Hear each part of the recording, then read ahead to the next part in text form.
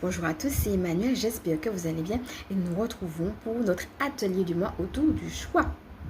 Donc c'est parti, je vous invite à prendre de quoi noter et puis à voir un petit peu par rapport à ce que nous allons voir aujourd'hui, où est-ce que vous vous trouvez.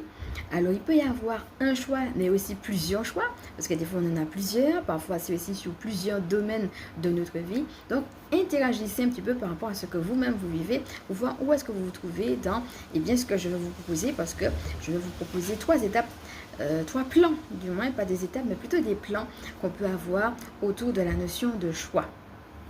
Installez-vous confortablement, respirez profondément et on est parti.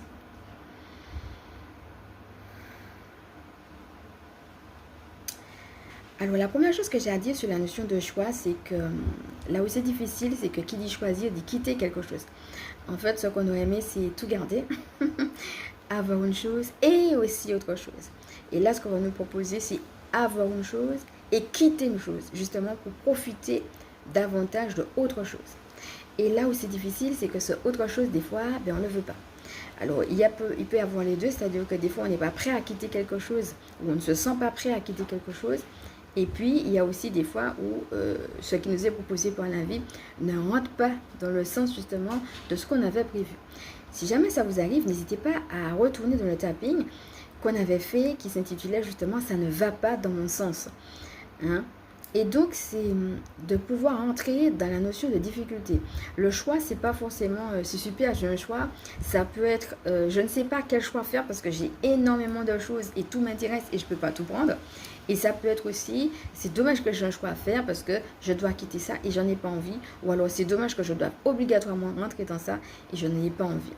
Donc déjà, avec tout ce que je vous dis là, regardez, est-ce que vous êtes à l'aise avec la notion de choix et où est-ce que vous devez poser un choix en conscience. On a vu dans les guidances que c'était important qu'on était dans un temps justement où on va poser nos intentions, on va faire des choix en conscience. C'est pas juste de faire un choix, mais de conscientiser. Voilà ce que je quitte, je le conscientise. Souvenez-vous de la carte qu'on avait eue sur le lâcher prise, où le monsieur était en train de vraiment réaliser, dire au revoir, laisser partir. Et donc c'est ça qui peut être difficile. Donc, regardez déjà dans ce que je vous dis là, est-ce que vous retrouvez, où est-ce que vous avez un choix à poser. Des fois, on peut venir voir le choix. Mais il y a des moments aussi où la vie nous impose un choix. Elle nous dit, ben voilà, là, tu n'as pas le choix, tu dois choisir. Et c'est maintenant. Regardez un petit peu où est-ce que vous en êtes déjà par rapport à tout ce que je vous dis là.